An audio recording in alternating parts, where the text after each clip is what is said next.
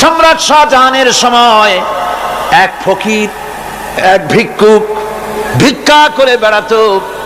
70-80 বছর বয়স হয়ে গিয়েছে। এক লোক বলছে, সারা জীবন তো তোমারে ছোটবেলা থেকে ভিক্ষা করতে দেখলাম। সে বলল, মানুষের দেয় তো 2 পয়সা 1 পয়সা, ভিক্ষা ছাড়া করবোটা কি?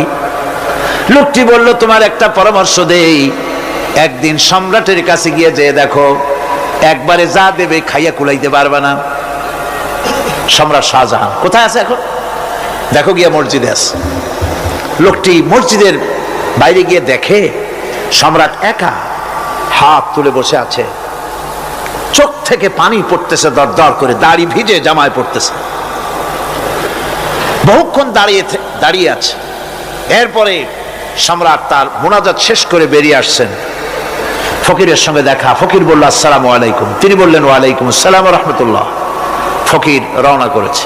বাদশা বলছে, তুমি তো একজন ভিক্ষুক মানুষ বলি মনে হয়, আমার কাছে তো কেউ কিছু না চাইয়া যায় না, তুমি যে কিছু না চেয়েই চলে যাচ্ছ।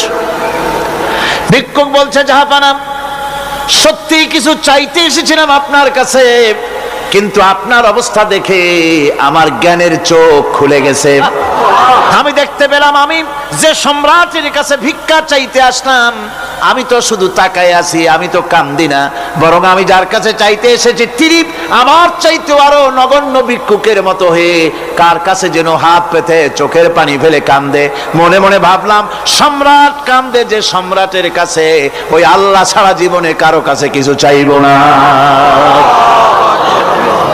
আল্লাহর কাছে চাওয়ার অভ্যাস করুন, তিনি দিতে পারেন, সবকিছু তার আছে। এই বিশ্বাস মনের ভিতরে জমাতে হবে, তাহলেই সত্যিকারের মুসলমান আমরা হব।